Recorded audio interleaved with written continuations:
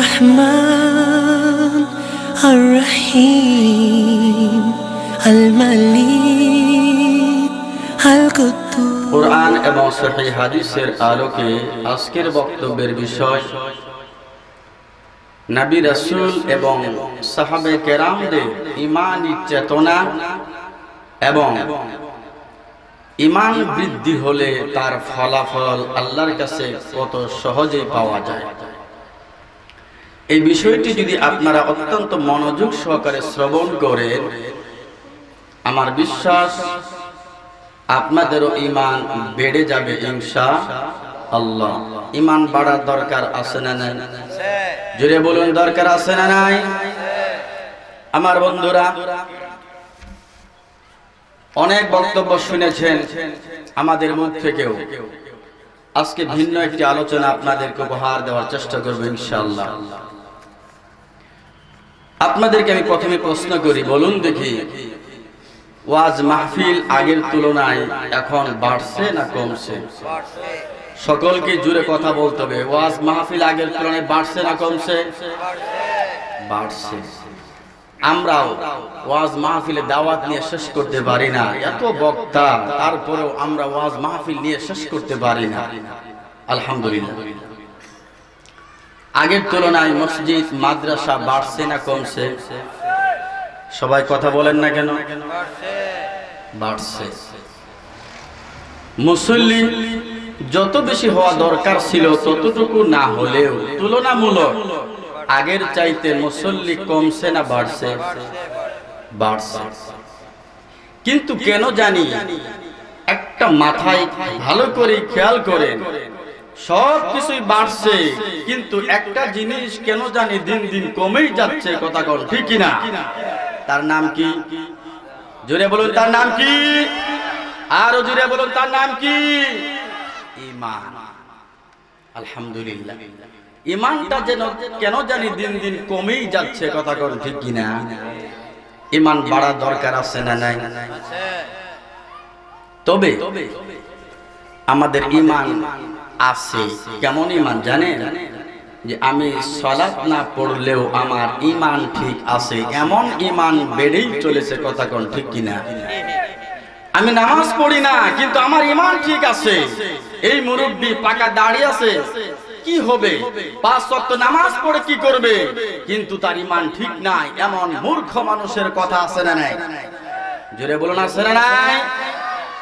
এমন ঈমান বাড়ছে, মানে নামাজ না পড়লেও যে ঈমান বাড়ে, এরকম ঈমানদার লোক বেশি এখন। কথা কোন ঠিক কিনা? বলেন দেখি, তাদের মধ্যে কি ঈমান আছে? তোর তো ঈমানই নাই, বেশি আর কম তো পরের কথা। কথা কোন ঠিক কিনা? এই মূর্খ কি একটা বাজে কথা বলে যে আমি সালাত না পড়তে পারি কিন্তু ঈমান ঠিক আছে। আস্তাগফিরুল্লাহ। এমন কথা যদি কেউ বলে, দাও ভাঙ্গা জবাব দিবেন, তোর ঈমান নাই। ঠিক আর বেঠিক তো পরের কথা, ঠিক কিনা? আমাদের ঈমান বাড়াতে হবে। ঈমান কি করতে হবে? বাড়াতে হবে। ঈমান ছাড়া জান্নাত আছে? জোরে বলুন, জান্নাত আছে? জান্নাত নাই। ঘটনা মূল উদ্দেশ্য না, তাদের ঈমান কেমন ছিল এই জিনিসটা আপনাদেরকে উপহার দিব। কেমন ঈমানদার ছিলেন হযরতে বেলাল রাদিয়াল্লাহু আনহু। সুবহানাল্লাহ। বেলালের কথা মনে আছে তো? হযরতে বেলাল রাদিয়াল্লাহু আনহু উমাইয়া ইবনে খালফের কৃতদাস ছিলেন। শুধুমাত্র ইসলাম কবুল করার অপরাধে তাকে কত না অমানবিক নির্যাতন সহ্য করতে হয়েছে। কথা কোন ঠিক কিনা? বেলাল রাদিয়াল্লাহু আনহুকে খেতে দেওয়া হতো না, খেতে না দিয়ে তাকে ক্ষুধার কষ্ট দেওয়া হতো। শুধু তাই নয়, বেলাল রাদিয়াল্লাহু আনহুর গলার ভিতরে রশি বেঁধে ওই যে দুশ্চরিত্র যুবকদের হাতে বেলালের রশিটাকে তুলে দেওয়া হতো। যেই বেলালের দুশ্চরিত্র, ওই যুবকেরা বেলালের রশি নিয়ে পাহাড়ের এক প্রান্ত থেকে আর এক প্রান্তে তাকে ঘুরে দিয়ে বেড়াতো। উঁচা নিচা কোনো জায়গা বাস দুস করতো না। বেলালকে ছাগলের মতো, গরু ছাগলের মতো টেনে হেঁচড়ে এক প্রান্ত থেকে আর এক প্রান্তরে নিয়ে যেত, যার কারণে বেলাল রাদিয়াল্লাহু আনহুর গলার মধ্যে রশির দাগ পড়ে যেত। আল্লাহু আকবার। বর্তমান যেমন কিছু অমানসিক, অনৈতিক, বাজে যুবক রয়েছে, যেই যুবকেরা আবরার নামক যুবককে হত্যা করতে পারে, সেই যুগেও এরকম নষ্ট যুবক ছিল। তারা বেলালের রশিটাকে নিয়ে বেলালকে ছাগলের মতো, গরুর মতো টেনে হেঁচড়ে নিয়ে বেড়াতো। আল্লাহু আকবার। শুধু তাই নয়, বেলাল রাদিয়াল্লাহু আনহুকে এমন ভাবে কষ্ট দেওয়া হতো, উত্তপ্ত গরম বালুর উপরে চিৎ করে শোয়াইয়া বুকের উপরে পাথর চাপা দেওয়া হতো। আর বেঈমান কাফেরের বাচ্চারা বেলাল রাদিয়াল্লাহু আনহুকে বলতেন, লা তাযালু হাকাযা হাত্তা তামুতা আও তাকফুরা বি মুহাম্মাদ।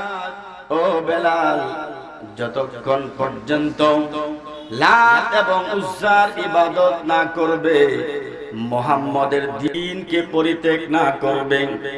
ভালো করে বুঝার চেষ্টা করুন।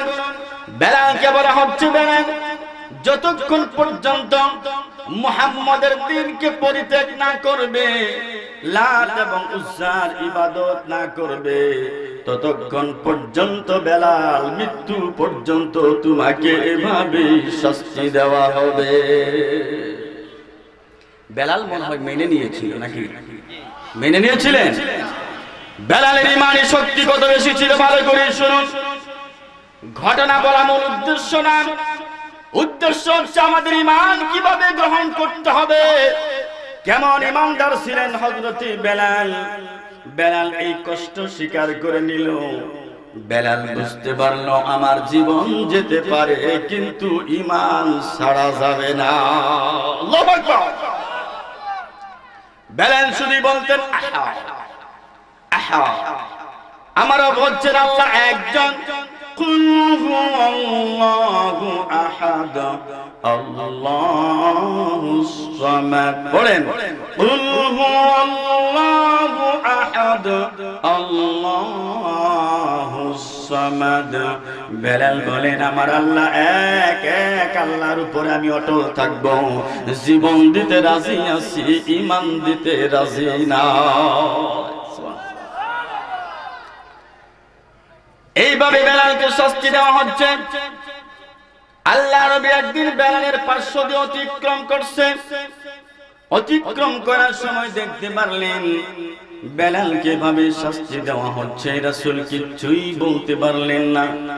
আল্লাহ নবী বেলালকে সান্ত্বনা দিয়ে বললেন, বেলাল আহাতুজি।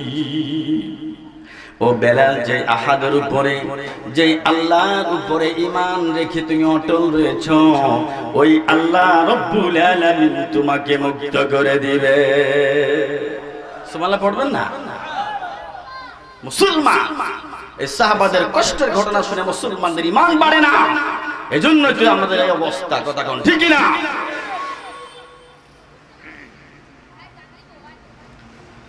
আল্লাহ নবী বেলালকে বললেন, বেলাল আহাদিকা, ওই আল্লাহ তোমাকে মুক্তি দিবেন। সুবহানাল্লাহ। আল্লাহ নবী বলে গেলেন, চলে গেলেন আবু বকরের কাছে, গিয়ে বললেন, ইয়া আবা বকর ইন্না বিলালান ইউআযিবু ফিল্লাহ। হে আবু বকর, নিশ্চয়ই বেলালকে আল্লাহ রাস্তায় ঈমান আনার কারণে এভাবে শাস্তি দেওয়া হচ্ছে। আবু বকরের বুঝতে দেরি হলো না। আবু বকর দৌড়ে চলে গেলেন বেলালের মালিকের কাছে, উমাইয়া ইবনে খালফের কাছে চলে গেলেন। গিয়ে বললেন, কি দাবি তোমার আছে বলো, সকল দাবি পূরণ করে হলো বেলালকে আজকে মুক্ত করে দেব। বেলাল রাদিয়াল্লাহু তাআলা আনহুকে মুক্ত করে দিলেন হযরতে আবু বকর সিদ্দিক রাদিয়াল্লাহু আনহু। কিন্তু বেলালকে শাস্তি দেওয়া হচ্ছে, কিন্তু বেলাল আল্লাহর উপর অটল থেকেছিল। কথা কোন ঠিক কিনা?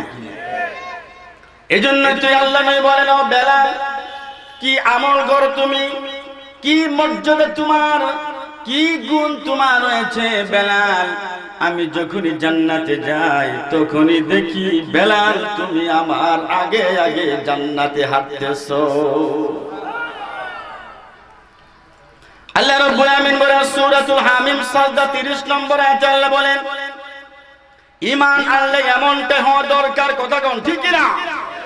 মসজিদের মধ্যে বললাম ইয়াকা না'বুদু ওয়া ইয়াকা নাস্তাঈন, মসজিদে বললাম আল্লাহ একমাত্র তোমার ইবাদত করি, তোমার কাছে সাহায্য চাই। আবার মসজিদ থেকে বাহির হয়ে পীরের মাজারেও দৌড়াই। কথা কোন ঠিক কিনা?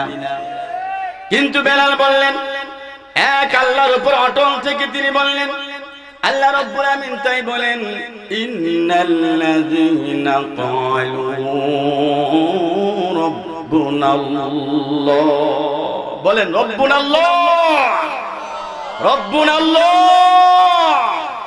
আমাদের রব কে? চিল্লা বলেন রব কে? আল্লাহ। আল্লাহর নাম কি পাতলা করে নিতে হয় না মোটা করে নিতে হয়? আল্লাহ। মন থেকে বলেন আল্লাহ। আমার আল্লাহ পাক বলে দিলেন, ইন্নাল্লাযীনা ক্বালু রাব্বুনাল্লাহ, নিশ্চয়ই যারা বলবে আমাদের রব হচ্ছেন আল্লাহ, তুম্মাস্তাকামু, আর ওই রবকে রব মেনে রবের উপরে অটল থাকবে। পৃথিবী একদিকে হতে পারে, আমার ঈমান থাকবে আর একদিকে, ঠিক কিনা? পৃথিবীর কোন নেতাকে ভয় পাই না, কোন মানুষকে ভয় পাই না, একমাত্র ঈমান যদি ঠিক থাকে, এক আল্লাহকে ভয় করি, পৃথিবীর কাউকে ভয় পাই না, ঠিক না? এজন্য আল্লাহ বললেন সুম্মাস্তাকামু, যারা আল্লাহকে আল্লাহ বলে স্বীকার করবে, অতঃপর রবের উপর অটল থাকবে। আমার আল্লাহ বলেন আমি তাদেরকে পরীক্ষা করার পরে যখন রবের উপর অটল থাকবে, আমি তাদেরকে পুরস্কৃত করব। পুরস্কার কি? আল্লাহ পাক বলেন, তাতানাজ্জালু আলাইহিমুল মালাইকাতু আল্লা তাখাফু ওয়া লা তাহজানু। আমি আল্লাহ তাদের উপরে ফেরেশতা নাজিল করি, ফেরেশতারা এসে তাদেরকে বলে, ও আমার বান্দা, আমার আল্লাহর বান্দারা শোনো, তোমরা আল্লাহকে বিশ্বাস করে আল্লাহর উপর অটল থেকেছো। আল্লাহ পাক আমাদেরকে তোমাদের জন্য প্রেরণ করেছেন, আমি যেন তোমাদেরকে বলে দেই যে লা তাখাফু ওয়া লা তাহজানু, তোমাদের কোনো ভয় নাই, কোনো চিন্তাও না। শুধু তাই নয়, আল্লাহ তাখাফু ওয়া লা তাহজানু আবশিরু বিল জান্নাতিল্লাতী কুনতুম তুআদুন, শুধু তাই নয়, তোমরা ওই জান্নাতের সুসংবাদ গ্রহণ করো, যেই জান্নাতের অঙ্গীকার আল্লাহ রাব্বুল আলামিন তোমাদেরকে দিয়ে দিয়েছে। ওই জান্নাতের সুসংবাদ আমাদেরকে আল্লাহ দিলেন, সুবহানাল্লাহ। এরপরে ফেরেশতারা আরো বলে, শুধু তাই নয়, শুনো, নাহনু আউলিয়াউকুম ফিল হায়াতিদ দুনিয়া ওয়া ফিল আখিরাহ। ও আমার আল্লাহর বান্দারা শোনো, তোমরা আল্লাহকে বিশ্বাস করে অটল রেখেছো থেকেছো, শোনো ভালো করে শোনো, তোমাদের জন্য শুধু জান্নাতের সুসংবাদ নয়, আমরা ফেরেশতা তোমাদের দুনিয়াতেও বন্ধু ছিলাম, আখিরাতেও তোমাদের বন্ধু হয়ে গেলাম। ফেরেশতারা বলবে, দুনিয়াতে তোমাদের ভালো পথে চলার জন্য আমরা দিক নির্দেশনা দিতাম আল্লাহর নির্দেশে, আর জান্নাতে যতক্ষণ পর্যন্ত না পৌঁছাতে পারবো, জান্নাতে পৌঁছিয়ে দেওয়া পর্যন্ত ফেরেশতা আমরা তোমাদের বন্ধু হয়ে গেলাম। এমন ইমানদার হওয়া দরকার আছে না নাই? আছে। সুতরাং বেলাল রাদিয়াল্লাহু আনহু ঈমান থেকে আমাদের কেউ ঈমানী চেতনা শিক্ষা নেওয়া দরকার আছে না নাই? আছে। কি অপরাধ ছিল হযরতে খাব্বাব রাদিয়াল্লাহু আনহুর? ভালো করে শুনুন, কি অপরাধ ছিল খাব্বাব রাদিয়াল্লাহু আনহুর?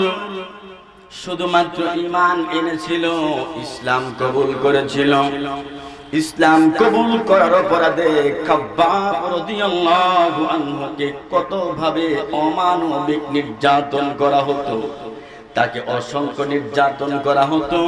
যতগুলো নির্যাতন করা হয়েছে তার মধ্যে একটা নির্যাতনের কথা আপনাদেরকে বলি।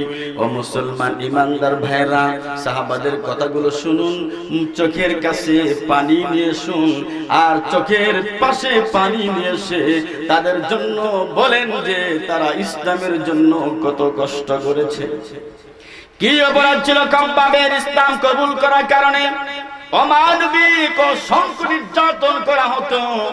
একটা নির্যাতন হলো খাব্বাব রাদিয়াল্লাহু আনহু, বিশিষ্ট সাহাবী, তাকে উত্তপ্ত গরম লোহার উপরে চিৎ করে শোয়াইয়া দেওয়া হতো। উত্তপ্ত লোহা, গরম জ্বলন্ত লোহার উপরে চিৎ করে শোয়াইয়া দিয়ে বুকের উপরে আবার পাথরের চাপা দেওয়া হতো, যার কারণে পিঠের গোশতগুলো, পিঠের চামড়াগুলো গলে গলে নষ্ট হয়ে ওই যে লোহার আগুন নিভে যেত। আল্লাহু আকবার। এইভাবে নির্যাতন করা হতো। আর কতদিন সহ্য হবে? নির্যাতন সহ্য করতে করতে ধৈর্য হারানা, কিন্তু এটা হলো রাসূলের কাছে একটা অভিযোগ নিয়ে গেলেন খাব্বাব রাদিয়াল্লাহু আনহু। গিয়ে বললেন, ইয়া রাসূলুল্লাহ, নবী গো, আপনি কি আমাদের জন্য দোয়া করবেন না? ওই কাফেরদের বিরুদ্ধে কি আপনি বদদোয়া করবেন না? এইভাবে নির্যাতন আর কতই দিন সহ্য করব? আল্লাহ নবী এই কথা শুনে আরো রেগে গেলেন। আল্লাহ নবী রেগে গেলেন, বললেন, খাব্বাব কি বলো তুমি? ও খাব্বাব কি বলো তুমি? তোমাদের পূর্ববর্তী ইমানদারদের উপরে এর চাইতে বড় কঠিন পরীক্ষা এসেছিল, কিন্তু তারা ঈমান থেকে বিন্দু মাত্র দূরে সরে যায় না। খাব্বাব, ভালো করে শুনো, তোমাদের পূর্ববর্তী ইমানদারদের উপরে এত নির্যাতন এসেছিল, একটু দুইটা নির্যাতনের কথা শোনো খাব্বাব। রাসূল কাকে বোঝাচ্ছেন? খাব্বাবকে সান্ত্বনা দিয়ে বলছেন, কি অপরাধ, কি পরীক্ষার সম্মুখীন হয়েছো তুমি? তার চাইতে বড় পরীক্ষার সম্মুখীন হয়েছিলেন পূর্ববর্তী ইমানদাররা। সুবহানাল্লাহ। খাব্বাব, ভালো করে শুনো, তোমাদের পূর্ববর্তী উম্মতদের উপরে এইভাবে নির্যাতন করা হতো। তাদের জন্য মাটির খনন করা হতো, গর্ত খনন করা হতো। ওই গর্তের মধ্যে তাদেরকে রেখে মাথার উপরে করাত রেখে দেওয়া হতো। মাথার উপরে করাত রেখে ওই করাত দিয়ে মাথা থেকে পা পর্যন্ত ইমানদারদেরকে দুখণ্ডিত করে দেওয়া হতো। ওয়ালাকিন লা ইয়াসুদ্দুহু আন যালিকা মিন দীনিহি, কিন্তু আল্লাহর দ্বীন থেকে, ঈমান থেকে তারা বিন্দু মাত্র দূরে সরে যায় না।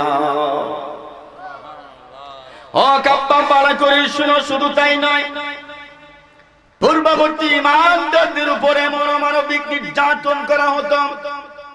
বড় বড় লোহার চিরুনি দিয়া, এরকম বড় বড় লোহার চিরুনি দিয়া পুরা দেহের গোশতগুলোকে, পুরা দেহের চামড়াগুলোকে হাড্ডি থেকে আচড়াতে পুরা দেহের গোশতগুলোকে হাড্ডি থেকে আলাদা করে দেওয়া হতো। ওয়ালাকিন লা ইয়াসুদ্দুহু যালিকা আন দীনিহি, এরপরেও তারা ঈমান থেকে বিন্দু মাত্র দূরে সরে যায় না। আল্লাহু আকবার। এরকম পরীক্ষার সম্মুখীন করে আল্লাহ পাক তাকে নিজের কাছে টেনে নেন। কথা কোন ঠিক কিনা? আল্লাহ যাকে যত বেশি ভালোবাসবেন, আল্লাহ তাকে তত বেশি পরীক্ষার সম্মুখীন করবেন। কথা কোন ঠিক কিনা? সবচাইতে বেশি পরীক্ষার সম্মুখীন হয়েছিলেন নবী এবং রাসূলগণ। তার চাইতে যার ঈমান যত বেশি, তার পরীক্ষাও তত বেশি। কথা কোন ঠিক কিনা? আমরা তো অনেক সময় অসুস্থ হয়ে গেলে, একটু বিপর্যস্ত হলেই আমরা নিজে ধৈর্যহারা হয়ে যাই, কিন্তু না, বুঝতে হবে আমার অসুখ যদি বেশি হয়, বুঝতে হবে আল্লাহ আমাকে ভালোবাসেন বলেই আমাকে অসুখ দিয়েছেন। সুবহানাল্লাহ। আল্লাহ রাব্বুল আলামিন সূরাতুল বাকারা 214 নম্বর আয়াতে চমৎকার করে বলে দিলেন, তোমরা কি এমনি এমনি জান্নাত পাবা নাকি? ওই যে নামাজ না থাকলেও ঈমান ঠিক আছে, এমনি এমনি জান্নাত দিয়ে দিবে। আমার আল্লাহ এবং নামাজ রাসূল কোরআন ঠিক না থাকলেও আমার পীর আছে, আমার জান্নাত আছে, এমন বোকামি লোক আছে না নাই? অথচ আল্লাহ রাব্বুল আলামিন বলেন, أم حسبتم أن تدخلوا الجنة ولما يأتكم مثل الذين خلوا من قبلكم مستهم البأساء والضراء وزلزلوا حتى يقول الرسول والذين آمنوا معه متى نصر الله ألا إن نصر الله قريب الله أكبر। আল্লাহ পাক বললেন, তোমরা কি এমনি এমনি জান্নাতে যেতে চাও নাকি? অথচ তোমাদের উপরে এখনো পর্যন্ত ওই পরিমাণ কষ্ট পরীক্ষার সম্মুখীন তোমরা হও নাই। তোমাদের পূর্ববর্তী যত ঈমানদার এসেছিল তাদের উপরে এত অমানবিক নির্যাতন করা হয়েছিল, অসুখ বিসুখ বালা মুসিবত বিপদ আপদ এবং তাদেরকে ভূমিকম্প পর্যন্ত তাদেরকে পাকড়াও করেছিল। এত না বিপদগ্রস্ত হয়েছিল, এতই ক্ষতিগ্রস্ত হয়েছিল, এতই পরীক্ষার সম্মুখীন হয়েছিল। অবশেষে রাসূল এবং রাসূলের সাথে যারা ঈমান এনেছে তারা বলতে বাধ্য হয়েছে, মাতা নাসরুল্লাহ, কখন আসবে আল্লাহর সাহায্য, কখন আসবে আল্লাহর সাহায্য? আল্লাহ সাথে সাথে জানিয়ে দিলেন, নিরাশ হয়ো না, আলা ইন্না নাসরুল্লাহি করিব, নিশ্চয়ই আমি আল্লাহর সাহায্য অতি নিকটে। সুবহানাল্লাহ। আল্লাহ রাব্বুল আলামিন বলেন সূরাতুর রুমের ভিতরে, ওয়া কানা হাক্কান আলাইনা নাসরুল মুমিনিন, মুমিনদের সাহায্য করা আমি আল্লাহ রাব্বুল আলামিনের দায়িত্ব হয়ে যায়। সুবহানাল্লাহ। মুমিনদেরকে অবশ্যই আল্লাহ কি করবে? সাহায্য করবেন, করবেন। এই বিশ্বাস রেখে আপনাকে ইবাদত করে এগিয়ে যেতে হবে ইনশাআল্লাহ। সুতরাং খাব্বাব রাদিয়াল্লাহু আনহুর ঈমান কেমন ছিল, এই কথা শোনার সাথে সাথে খাব্বাব রাদিয়াল্লাহু তাআলা আনহুর ঈমান আরো বেড়ে গেল। সুবহানাল্লাহ। কি অপরাধ ছিল আম্মার ইবনে ইয়াসির? কি অপরাধ ছিল আম্মার ইবনে ইয়াসিরের? আম্মার ইবনে ইয়াসির পুরা ইয়াসির পরিবারের উপরে ভাবে অমানবিক নির্যাতন করা হতো। বুকের উপরে পাথর দিয়ে উত্তপ্ত গরম বালুর উপরে শুয়ায় রাখা হতো। আল্লাহর নবী বিশ্ব নবী পার্শ্ব দিয়ে যাচ্ছে, কিচ্ছু বলার নাই। আমাদের সমাজে, আমাদের দেশে অনেক সময় শক্তিশালী মানুষেরা এমন কিছু অন্যায় করে আমরা চোখে দেখি কিন্তু কিচ্ছু বলতে পারি না। কথা কোন ঠিক কিনা? হে ইয়াসির পরিবার, ধৈর্য হারা হয়ো না, ধৈর্য ধারণ করো। নিশ্চয়ই তোমাদের জন্য অপেক্ষা করতেছে তোমাদের আসল ঠিকানা হলো জান্নাত। সুবহানাল্লাহ। তোমরা সুখ শান্তি আরাম আয়েশ সব কিছু ভোগ করবে জান্নাতে গিয়ে। এই দুনিয়াতে কষ্ট ভোগ করো, কোনো ধৈর্য হারা হয়ো না, তোমাদের আসল ঠিকানা হলো জান্নাত। সুবহানাল্লাহ। রাসূল সান্তনা দিয়ে বললেন, কি চমৎকার সান্তনা! আর এই সান্তনা পেয়ে সাহাবায়ে কেরাম সন্তুষ্ট। কথা বলো ঠিক কি না? কি অপরাধ ছিল সুমাইয়া রাদিয়াল্লাহু আনহা? কি অপরাধ ছিল সুমাইয়া? বেঈমান কাফের আবু জহেল সুমাইয়া রাদিয়াল্লাহু আনহার গুপ্তাঙ্গের ভিতরে, সুমাইয়ার গুপ্তাঙ্গের ভিতরে লোহার বর্ম ঢুকিয়ে দিয়ে সুমাইয়া রাদিয়াল্লাহু আনহুকে চিরতরে দুনিয়া থেকে বিদায় করে দিল। আর এই সুমাইয়া ছিল ইসলামের প্রথম মহিলা শহীদ। আলহামদুলিল্লাহ। এই মহিলাদের থেকে আমাদের মা বোনদেরও শিক্ষা নেওয়া দরকার। কথা কোন ঠিক কিনা? আয়েশা থেকে, খাদিজা থেকে, ফাতেমা থেকে, সুমাইয়া থেকে মা বোনদের শিক্ষা নেওয়া দরকার আছে না?